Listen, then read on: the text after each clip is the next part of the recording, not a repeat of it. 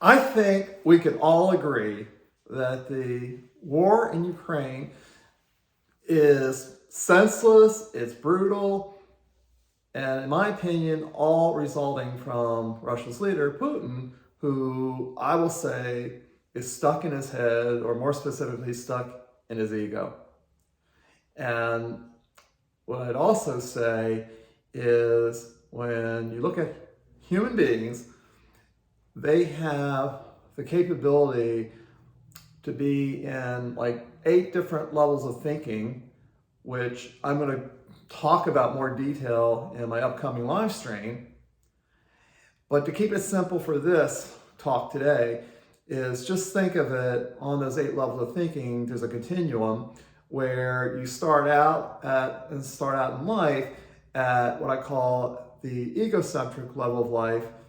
And as you move up the continuum, you end up at spirit-centric, which is a high level of consciousness.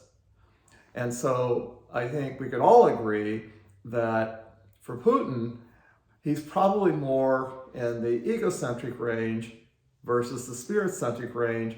And the reason I'll say that is typically someone with a higher level of consciousness is not going to go into an independent country and invade it and bomb innocent citizens, children, women. That would not happen with someone in a high level of consciousness. So basically, he is more in that egocentric area where he's more focused on the political gains and the power he can achieve and meeting his own ends through this horrible war. So now you ask, well, how does that relate to my business? It's an extreme example, yet what I would say is, and working with over 1,000 business owners, that I've seen the different extremes of business owners, of some being at the more egocentric level of thinking to the ones that are more in the spirit-centric thinking level of thinking. And when I've had business owners in the egocentric, or they had partners in the egocentric part of the spectrum, I've seen horrible things where it's the worst of humans, where you see them ripping off their partners, they're dishonest, they rip off customers, they purposely mean to deceive people and take advantage of people. And again, some of the most worst things you can imagine. And conversely, though, I've had business owners, and very successful business owners, that were more spirit-centric, and they raise the level of people around them, and they actively work for the people that work with them to try to promote their careers and help them achieve. And then they also typically were involved in their communities or at the global level of making a significant impact. And so that's the best of humans. So that's one aspect of this thinking system.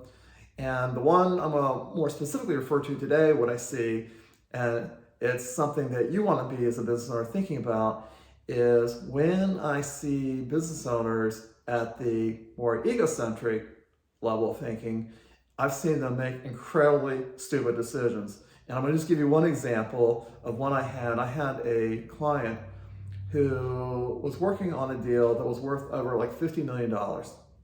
And it required partnering with another company that had some unique skills and resources that were only he could get from that one company. So if he can't make this work with this one company, then this deal is never going to work. And you watch the dynamics, and I watched the dynamics of this play out. And both of these business owners were very egocentric, and they both had to be right. They both were not open and had no open listening to what the other had to say. And they both demanded that it had to be their way. So in the end, this deal never got consummated. And a lot of money was lost. All because of being in that level of thinking system where their minds closed off. And it could have been so easily resolved. So this is just briefly touching on this topic today, what I would say, if you're a business owner, I would check in with myself and just ask yourself a couple questions. Am I a business owner that always has to be right? Am I a business owner that's not open to anyone else's input? You feel that you are the smartest one on the planet and you are, the only way to go. And if you're checking those boxes, then by definition, you're in that egocentric realm of that continuum. And so if you realize that and want to make the shift, or you're somewhere in the middle and still want to make the shift, I have two recommendations. One is I really recommend getting a book by Ray Dalio called Principles. Some of you are familiar with Ray Dalio. For those of you who are not, is basically Ray Dalio runs the largest hedge fund in the world through Bridgewater, and it's the largest hedge fund by a mile. And Ray is one of the wealthiest people in the world, very successful man. And when you look at what's made him successful, one of his core questions he asks himself is, what if I'm wrong? What makes me know that I'm right? He asks questions like that. But additionally, in his company, he has structured systems in the process that allow him to get input from other people. He is radically open-minded to get input because he realizes that he doesn't know everything, and he is open to input. And as a result of that, like with his hedge fund, over a 32-year period, there's only been 2 years that he lost money, which was unheard of. In the 2 years he lost money, it was like for a low amount, like 2 or 3%. This guy is brilliant, but he's brilliant because he's very more at the spirit-centric side of things with an open mind. So second is this Wednesday, I'm going to do a live stream where I'm going to talk a little bit more about these thinking systems and how you can move further up that scale so you're not stuck in your mind, and it will help accelerate your business.